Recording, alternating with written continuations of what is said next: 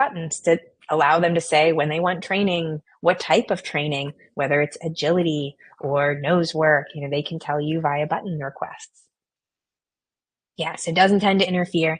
And this is a common question, is it better to start with a young learner, or do we wait until they're a little bit older? As long as you're up for it, at least narrate, talk to your learners all the time.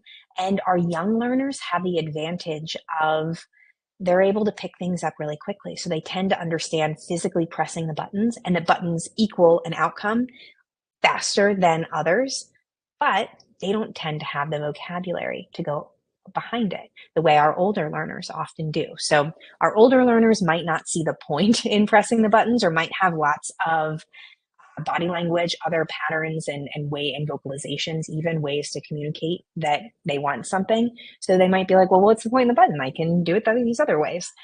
So there's pros and cons depending on the age, and they're all individuals. They're all unique. So that's why we talk about, these are best practices, but your learner and your household best.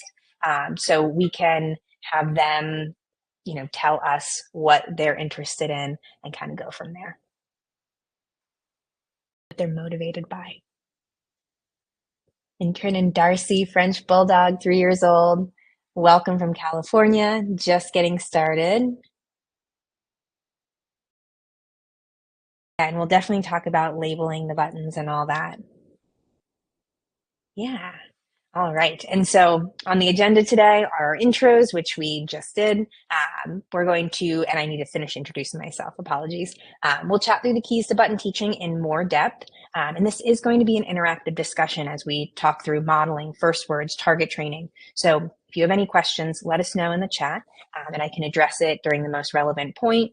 Then I'll share some additional resources, and we can have time for more Q&A after if there's anything that hasn't been addressed as well. And we can always talk through questions at the end if you prefer to chat or like physically talk through it as opposed to typing it out in the chat box. Yeah, but at the end is easiest for me to get through all of the really, really great info about getting started that we have.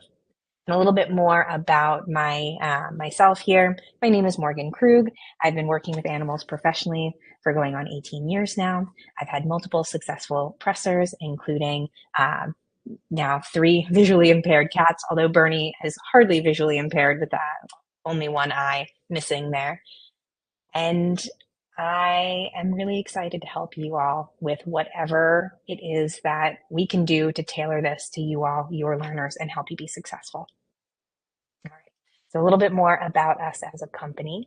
While Alexander Rossi and Christina Hunger were using buttons previously with their learners, FluentPet is the original button teaching system.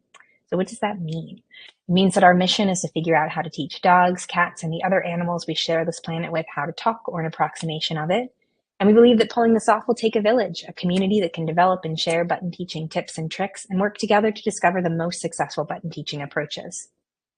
So that is where you all come in. Our success in this mission entirely depends on your success with your learners. And the more of us who are able to progress, the faster we can figure out just how far all this can go. And in case anybody's wondering how far can all this go, we think this video really helps paint a picture of what's possible, and you'll probably recognize Alexis and Bunny. The foundation for getting started with buttons is just a desire to connect. Do you do outside?